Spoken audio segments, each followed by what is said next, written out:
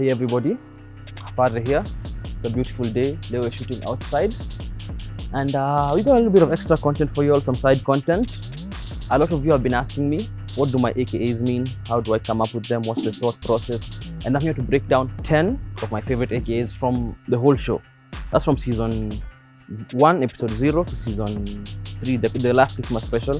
That's the last episode we recorded the time we were shooting this. So yeah, let's get into it very quickly. The first one at number 10 is Mr. Wonderful. Mr. Wonderful is probably my alter ego. I record as Mr. Wonderful, even though I say I'm Hafare when I introduce myself, but I record more as Mr. Wonderful. If you ask the people who know me outside the show, they'll tell you, like, I'm a bit different when I'm recording and when I'm outside the Surviving Nairobi space. So I record as Mr. Wonderful. The name is a reference to two things.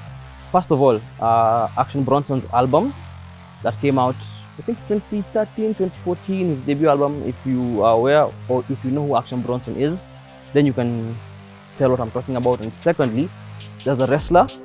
Back in the day, in the 80s, he used to wrestle a lot. He was like a bad guy, a heel. His name was Paul Ondorf. He was also Mr. Wonderful.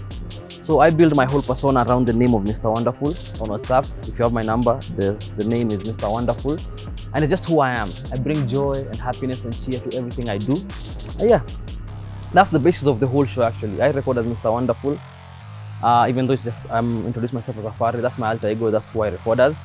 And that's the first ever AKA I ever used. That was episode 0. And it set the tone for the whole show actually after that. And yeah, that's it. Number 9 is Mr. 40% Tequila from season 3, episode 7. Yes. I use the phrase 40% a lot. 40% grappa, 40% pornography, but 40% tequila because, hey, I love tequila. I am the tequila titan after all. 40% is a reference to one of my favorite animated characters from one of my favorite animated shows, Bender Bending Rodriguez from Futurama. If you watch Futurama, it's amazing, it's good, you know what I'm talking about. If you haven't, you should. Bender is this loud, outgoing, boisterous, alcoholic, chain-smoking robot that is always up to no good. So that's something I relate to. I like who Bender is, not as a person, but as a character. He's interesting, he's funny, he's always the main attraction, and I feel like I should be the main attraction. Maybe you're listening to Surviving Nairobi because of my personality. Yeah, it relates to me as a person, and I fucks with Bender. Bender is great. After that, we're gonna go into Virgin Abloh from season 3, episode 9. Yeah. That's a bit of wordplay. Actually, my AKAs fall into 3 categories. Either it's 1, general nonsense, 2, wordplay, and 3, pop culture references. Some of them encompass all 3, and this is one of them. Virgin Abloh is a play on Virgil Abloh, the founder of Off-White, and I think men's creative director at Louis Vuitton right now. And I remember I like it so much because of how simple it is. Just change the L to an N and it brings in a whole new meaning. And just like a virgin isn't really good at sex or isn't really aware of what sex is, Virgil Abloh isn't really aware of what design is. So this AKA works on so many levels because if you really think about it, Virgil Abloh is a virgin to design because he's not good at it at all. So yeah, shout out to Leona. She's been hounding me for this one. Leona was our guest on episode 9 of season 3. She's been hounding me to explain how I came up with this one, and yeah, that was it. Next is from season 1, episode 7, one of my favorite ones, Matt Steiner. Matt Steiner is a reference to Scott Steiner, the wrestler. If you haven't noticed by now, I love wrestling a lot. I'm actually wearing a Bullet Club t-shirt. If you know what the Bullet Club is, shout out to you. Matt Steiner is a reference to Scott Steiner, as I said. There's a promo, a very famous promo of his he cut when he was working in Impact, where he started doing math. He was making no sense. He was talking about percentages and probabilities, and it's very fun. You should go look for it. If you're watching this, you can pause here, go search for the video, the Steiner math video, and watch it. It's really absurd. And it's one of my when I'm down and I'm feeling a bit down, that's one of the things that cheers me up because of how inherently stupid it is. The man thought he was making all the sense in the world, and everybody around him is confused. And honestly, it's perfect. It's peak comedy, unintentionally. Number 6 is Dr. Hot Dog from season 2, episode 2. Across the show I have recorded, I think I've said so many AKAs, but this is the only one I did not come up with. This is the only one that isn't a Hafare original. This is from my friend Koi, aka Trish, and when she told me the name Dr. Hot Dog, it sounded so absurd, because can you imagine a doctor that's a hot dog? It sounded so dumb, as like somebody in a coat with mustard all over him walking around a ward, and I loved it. Actually asked her permission to use it and she let me.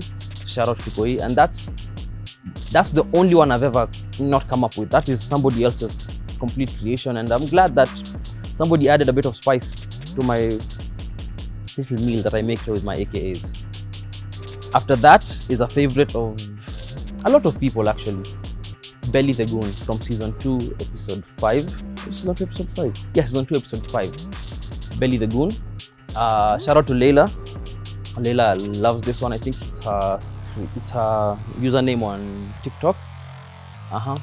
So Belly the Goon is just a reference to the fact that I'm fat. I have a belly, like, come on. Plus it's a play on words. Nelly the Goon from Uchungulo family, Belly the Goon. It's right there. It's so easy.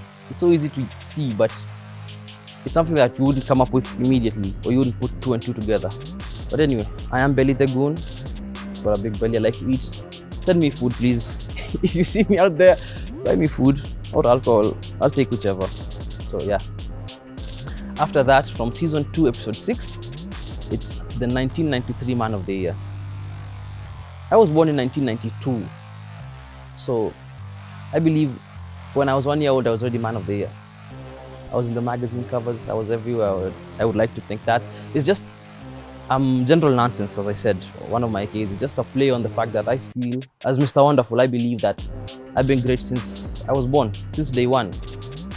If you know anything about North Korea, it's a tangent. If you know anything about North Korea, they believe that their supreme leader walked out of the womb and shocked doctors all over. So yeah, I believe I was born in the same mold. When I was 1, I was already the greatest man alive, and I've been great since then. So yeah. Number 3 is Chief Operator. That's just it. I operate. I do all the things. I'm the man behind the scenes. I'm the man in front of the scenes. I'm the one on the mic, behind the camera. I'm the one at all the parties. I'm the one making all the moves. I'm the Chief Operator. I'm the big man. I'm Mr. Wonderful after all. And that is just like an AKA I came up with. I don't know. I think I was in a drunken state and I just called myself the Chief Operator, and it stuck with me. It stuck with me for a while, actually. I've been calling myself the Chief Operator since 2014. So yeah, that's a bit more. This is even before Surviving Nairobi was even an idea. It's something that was like back in campus, kitambo sana. So yeah, that's why I'm the Chief Operator, and that's why it's one of my favorites. And number 2 is Captain Dildo. I make a lot of sexual or innuendo-based AKAs because I feel like it's a bit titillating. It's always nice to see somebody shocked the first time they hear it. They're like, oh my god, I can't believe he said that. Or, oh my god, wow, that guy's so outlandish. I'm like, no. Captain Dildo is just funny to me. And Captain Dildo came from a conversation I was having with a friend. Watching, I think it was Captain America. No, it was Avengers. It was Avengers. The last Avengers movie. And somebody was like, Captain America looks like a dildo with his like little costume on. It was so funny to me. Like, I imagined a dildo as a superhero flying across, saving women from bad sex. And yeah, like that is just that. I love that because it's so funny to me. It's something that I find hilarious. And yeah. And finally, to the last one and to the most common AKA, this is number 1. Your rich auntie's lover. This was basically when we started the show. I had told Ivy I needed a running gag. I needed something like that could anchor me to the show. Something that people could always relate to with every episode. I could repeat and could become something of my signature. And I came up with Your Rich Auntie's Lover. it's just a play, because when we started the show, there was a lot of talk on social media about anti-Waharia, like the rich older women with all the gold and their Turkish like fabric, driving around like unmarried women, big in business, and it was all the rage online. And when we were starting, that was the first thing I come up like, yeah, I'm gonna call myself your rich auntie's lover, and it stuck with me. It stuck with me across all 3 seasons. I went from your rich auntie's lover to your uncle, to your rich uncle, to your divorced uncle in season 3. So there's a thread connecting all seasons. Your rich auntie's lover is the first season. Then between season 1 and season 2, your rich auntie's lover got married to your auntie, now became your rich uncle across season 2. Then at the end of season 2, your rich uncle gets divorced from your rich auntie. Now he's your divorced uncle, all the way to the end of season 3. Now season 4, there'll be a whole new, the thread will continue. The trend will continue. There'll be a whole new thing for season 4. And it'll be interesting to see the direction it takes. I hope you guys have picked up on that across the seasons, because guys are asking me why you're a divorced uncle. Like, it should be obvious if you follow the trend that I get married here, I get divorced here. So it's a whole thing. It's my anchor, it's my running gag, and it's one of the things I enjoy doing the most, because at the end of all my AKAs, I always say, and finally, it's your rich auntie's lover, or it's your rich uncle, it's your divorced uncle. So it's a running gag, and I'm going to keep it running as long as it has legs. So yeah, thank you for watching this. This is just something, a little extra stuff we're shooting for the channel. This will only be, I think, on YouTube. Yeah, this will not be on audio. This will only be on YouTube. So if you are watching this, then thanks for all the support. Check out season 4. We're starting soon. Oh, we might have already started by the time this drops. I have no idea when it's gonna drop. I don't know why I'm just saying this. So yeah, peace. See you guys later.